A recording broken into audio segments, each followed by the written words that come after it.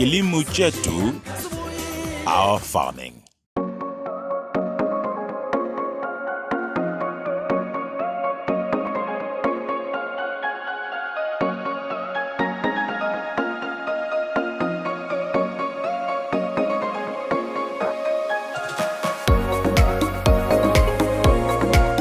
If you look at the winter season, it's a very unique season because we are talking about the temperatures which will be dropping and probably ranging anything from 16 degrees and below, or even sometimes lower.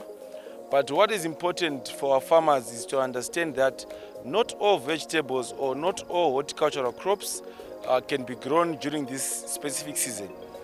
So when farmers want to grow their vegetables in the winter season, number one, they should look at what we call varietal selection. But before even go to varietal selection, we always encourage farmers to know their market. Which market are you growing for? And why are you growing that specific vegetables? So that's where we also even encourage farmers to maybe seek their market before they even plant their vegetable crops into the ground.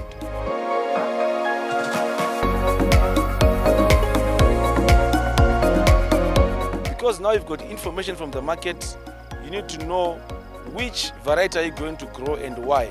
For example, I can say in the winter we've got a very common vegetable called cabbage. So cabbage, it comes in various types and forms. For example, there's cabbage which is meant for the fresh market, and there's cabbage which is meant for the hawkers market. So for that cabbage which is meant for the fresh market, you know that you don't need to worry so much about shelf life, even though it is very important. But because the cabbages will be stored in a supermarket, most likely refrigerated, it's not going to be comparable to a cabbage which is going to be, for example, in our mbari musikas, which are the hawkers market. Because imagine the cabbage is harvested, it's thrown into the truck, it is piled onto the crates, is transported, and then it finally reaches the market. So there's so much handling of the variety in between there. So that's where our variety selection comes in, combined with our market requirements.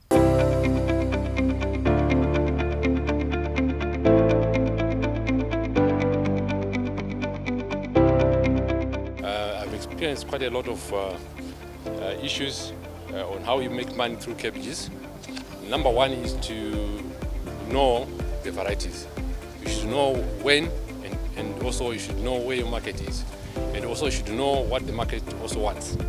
So from my experience, I've noticed that cabbages pays more, especially during summer period, coming out of summer period. And if you try to put cabbages as a chancer, at times you don't make money. But you should keep on doing cabbages nearly every month so that you keep also your customers close.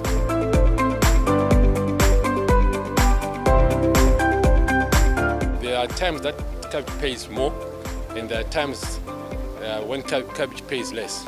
But at the same time, you make your profit. Because from my experience, I've been farming cabbage for the past 20 years. And what I've noticed is like, in terms of hectarage, cabbage takes about 28,000 to 45,000, depending on the size of cabbages that you get out of the field, and also depending on the varieties that you are doing. And at the same time, you need also to understand what your market wants. If you are targeting supermarkets, you need to concentrate on smaller sizes. And if you are targeting open market, you need to look at the ones that give you a better size at the end.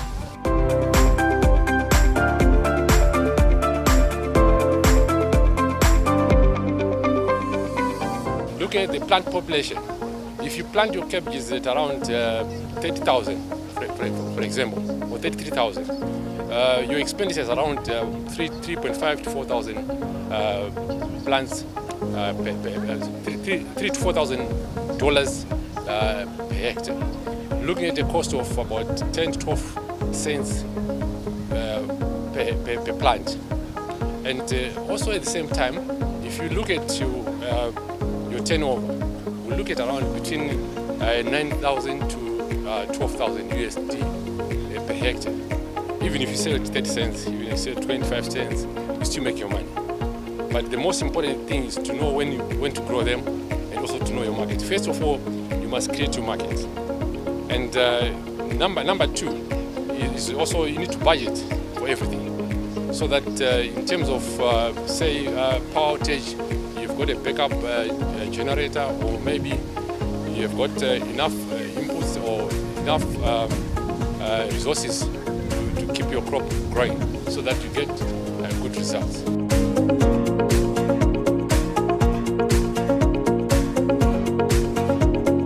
Let me just list the vegetable types that you can grow in winter.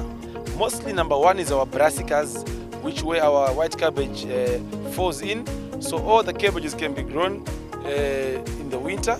Then we move on to our leafy vegetables. These are our common, various vegetable, kale. Some we've got rape, some we've got kovo, spinach. All your leafy types of vegetables, including lettuce, can also be grown in this very season. Moving on, for those who like very colorful vegetables like myself, we're going to talk about cauliflower.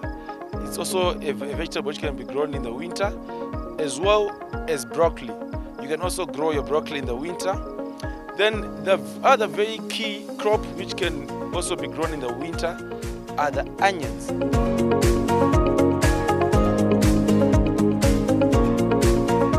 So what happens with the onions is that we in Zimbabwe we have mostly a limited time frame to grow our onions because of the day length. So what initiates the bulb formation is the short days. So you see that in most cases we've got what we term the short day onion, which is grown very well in Zimbabwe during the winter.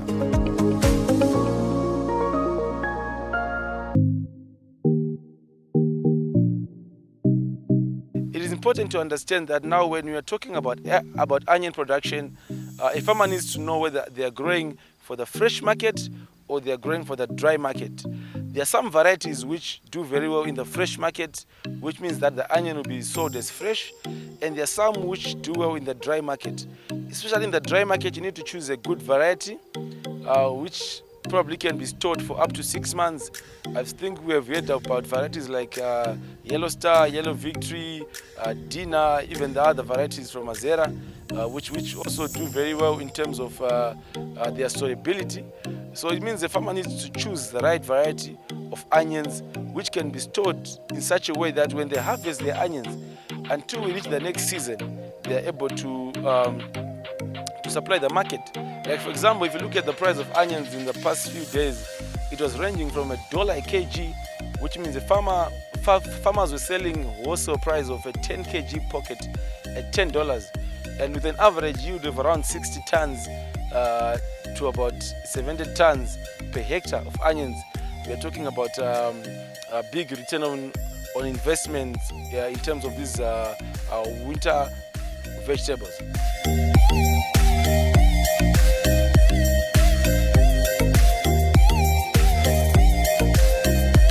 When it comes to onion farming, the most important thing really is to manage your nitrogen. So your nitrogen should not be applied anywhere beyond 6 weeks. The main reason why is that if you apply your nitrogen later in the season, it might actually cause what they call bull necking or very thick necks, as well as cause your onion to shift from reproductive, which is the bulb formation, back to the vegetative stage, which is what you do not want. So late nitrogen application might result in the bull necks, which will result in the shortage of or the lower storage period of your onions, and also the reduced quality of your onions.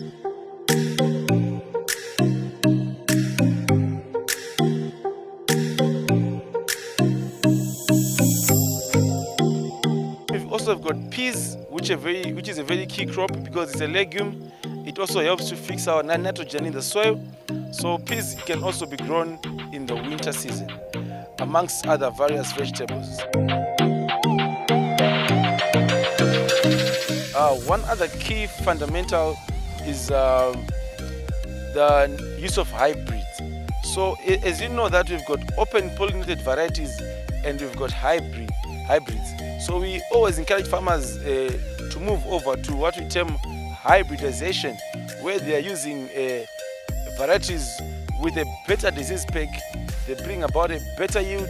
They've got a better vigor in terms of their growth pattern. So when this happens, it means, for example, back in the day, we used to have some cabbages which were grown for about 120 days. But now, because of hybrids, we've got very good varieties which can mature as early as 65 days, like your Fabiola. These varieties, they've shortened the time of the farmer by almost 50%. So these are some of the benefits that comes in with the hybrids. And these are non-GMO. It's just crossing the best traits of one parent with the best traits of the other parent to come up with such innovation.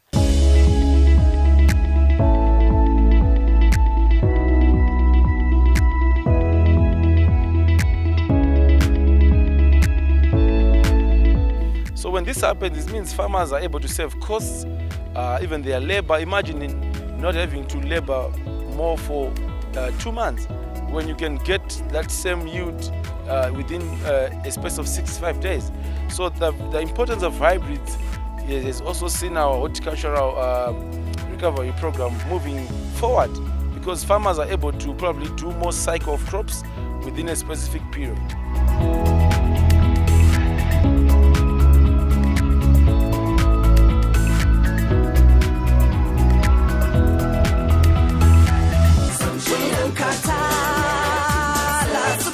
Kilimo chetu, our farming.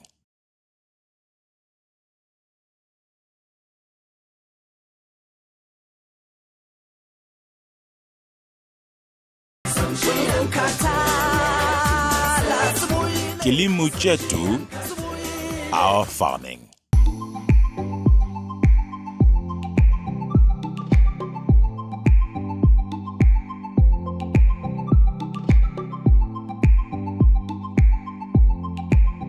Now moving on to the production bit of it. Before a farmer places any seeds or seedlings into the ground, we encourage our farmers to go for soil testing, where you need to know what pH level is your soil and what type of nutrients are available in your soil. Then after that, you then get to talk to a fertilizer agronomist, because agronomists, they come in various forms, just like your doctors. There are some who are specialists in the vegetable varieties themselves. There are some who are specialists in the fertilizer, and there are also some who are specialists in the crop protection segment, which we call the chemicals. So when you talk to a fertilizer agronomist, they will then recommend to you how much of NPK, your nitrogen, your phosphorus, your potassium is required in accordance to your field, your soil type, according to the report which is going to come out of the soil test.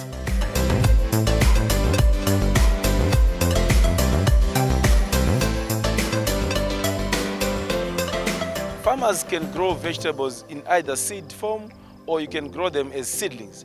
But nowadays, due to the fact that we have got very good nurseries around the country which are doing various vegetables, I encourage farmers to make use of seedlings for those crops which allow you to grow them as seedlings. So when you go to the nurseries, you make your booking and say maybe you want to plant your vegetables at a specific date.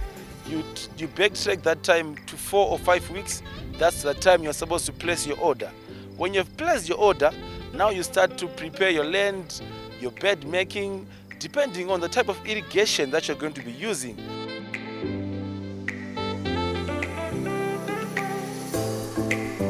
That means that is a preparation stage where you're making sure that your bed has been, tilled, has got a fine tilled to allow the crops to grow freely. The roots should not be hindered by clothes, stones, etc. So you make a very nice bed, Make sure that your irrigation is already laid up. Water is also number one, a very important source if you want to venture into horticultural production. Because if most of the vegetables that you eat, if not 50% or 60% or more, is water. So definitely water is number one.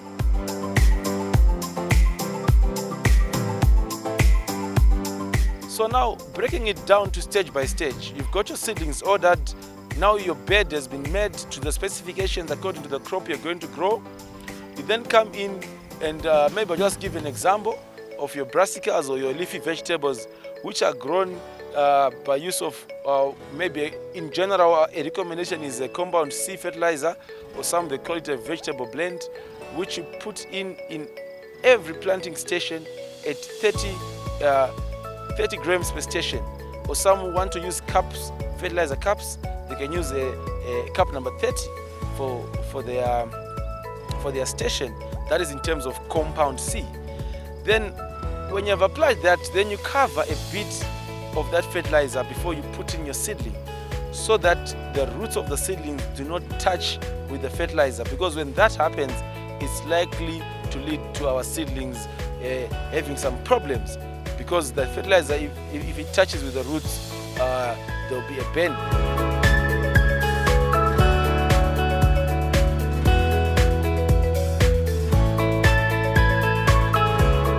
Tine kamuka kuita kemafarmers kekuti basal fertilizer vanoda kuzoita crop yard yagerminator. Saka ndo imwe information yatinovaudza kuti basal fertilizer inoiswa before or at planting kuti inyatsoshanda, nokuti maroots anodya fertilizer achidzika pasi, haakwiri kumusoro. Saka fertilizer yepasi tinovadzidzisa kuti ngaiswe pasi ikwanise kutogwa necrop.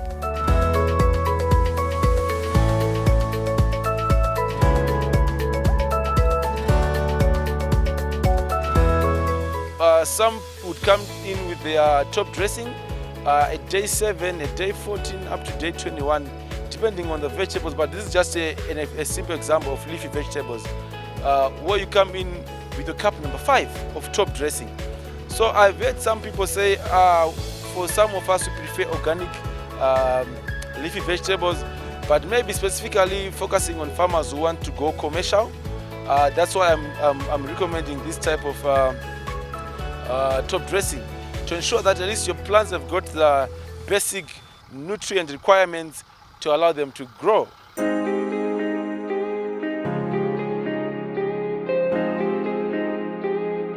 The next stage is probably to look out for various pests and diseases which our farmers can incur in the production cycle of the winter vegetables that they'll be growing. So that means that a farmer each day, they're supposed to come in and scout, check if there's any disease or there's any pest which is causing problems in their field. When that has happened, they need to consult their crop protection agronomists. These ones will also recommend to them, first of all, identify which disease or which pest is bothering the farmer, and then make recommendations on which chemicals or which biological organic ways to deal with the pest and disease. So when that has happened, it ensures that a farmer does not lose a crop at an early stage. It can be a vegetative stage, or the stage when the crops are still trying to probably get their feet on.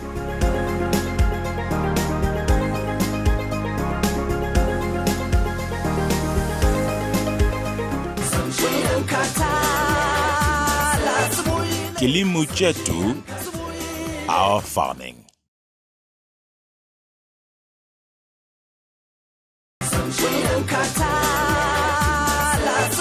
Kilimo chetu, our farming.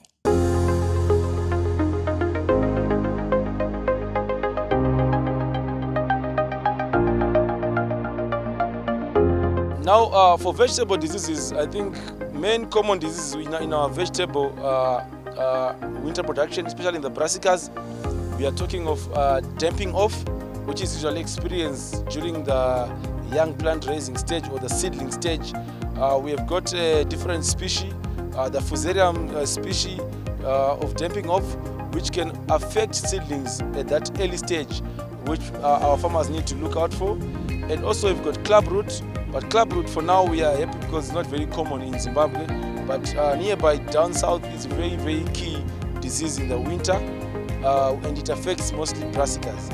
Then also moving on, we also have got leaf spot, or what we can call alternaria, which also affects our vegetable production in the winter, especially on the brassicas, whereby you see, because we market the leafy part of the vegetable, so we would want to go to market with some leafy vegetables with various spots around them.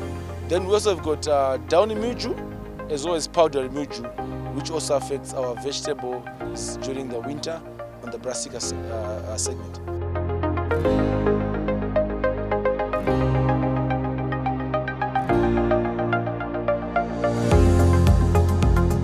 Moving on to the pests, we've got our common aphids, especially the grey aphids. They are also a nuisance, especially in the winter production of our brassicas, which our farmers should really look out for. And also diamond back moth, that's another one which also can devastate our leafy vegetables, especially the diamond back moth. If you look at it, if you hold your cabbage leaf, it will appear as if it's a see-through, because because of the damage due to the diamond back moth, which really eats up most of the green part of the the cabbages. So our farmers are also encouraged to use solutions which can help them to reduce this pest pressure. So that's where it goes back to scouting. Farmers, as soon as they identify the pests, they need to come in with a solution to make sure that at least it doesn't spread throughout the field, which affects their yields highly.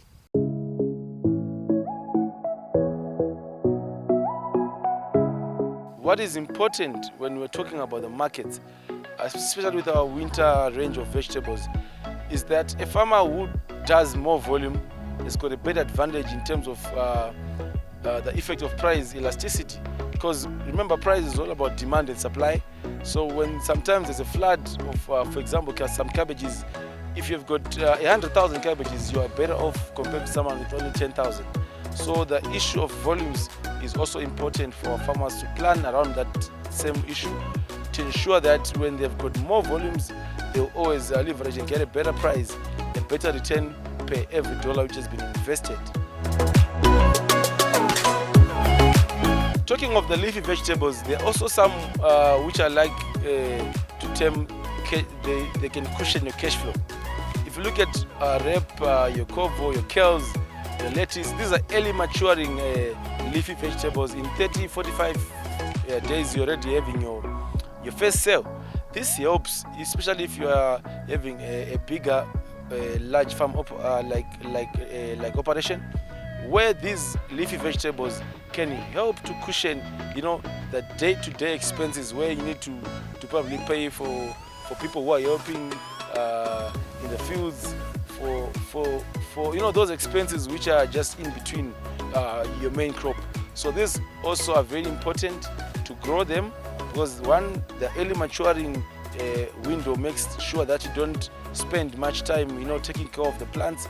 They'll be in and out within a very short space of time. And because these are leafy vegetables, they're consumed every day. Because if you look in Zimbabwe, key crops, we're looking at onions, we're looking at tomato, we're looking at our leafy vegetables or cabbages, because these are consumed every day. And to make it interesting, it's how we can consume an onion and tomato in our breakfast, and then during lunch as well as dinner. So some of these crops, they are very strategic for our farmers to really know which crops to grow, because the demand is always there.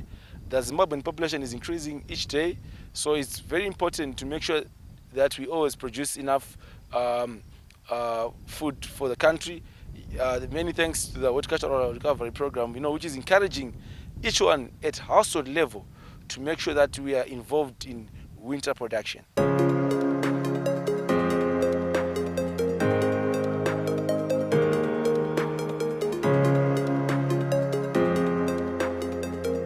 It's also key our farmers to note that in as much as we have highlighted on the vegetable crops which can be grown in winter, there are some which are not commonly grown in winter, but there are some farmers who are in the low-veiled where they experience high temperatures. Those ones can grow some crops like your tomatoes, your watermelon, even though they might appear to be out of season, but because of the environmental factor, which is temperature and the absence of frost, our farmers can grow those crops off season. But when that happens, it's usually an advantage onto the farmer, because as you see that the prices in the key winter of tomatoes, of watermelons, they'll be very high because of that high demand and low supply scenario. So I also encourage farmers, those in the low veld who can grow crops which are off season, to do that, so that we ensure that we've got a healthy nation and a healthy food vegetable basket.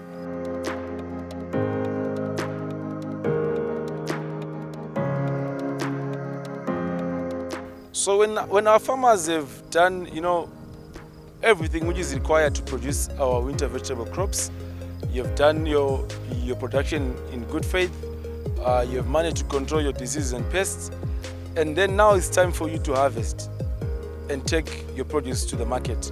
We are going to touch on the issue of post-harvest handling, because vegetables are very delicate, which means we encourage our farmers to probably do it in a very hygienic way, from the farm to the market, to make sure that they arrive there whilst they are still fresh. What we also encourage our farmers to do is probably make use of some materials like your crates, where if you're going to harvest, for example, your broccoli, your coli, because you're going to be handling them, you can use your crates. They can go through a cold chain, you do the grading part of it, and then you take them to the market. Then what is also important is for our farmers, those who are using crop protection, to ensure that they do not supply vegetables which are within what we call a PHI range when they've just sprayed their vegetables. We encourage our farmers to use green label chemicals which are not harmful, and I'm happy that most farmers who are growing horticultural crops, they make use of green label products with a very short PHI, allowing them to make sure that by the time that they take the produce to the market, they are safe and healthy for our consumers.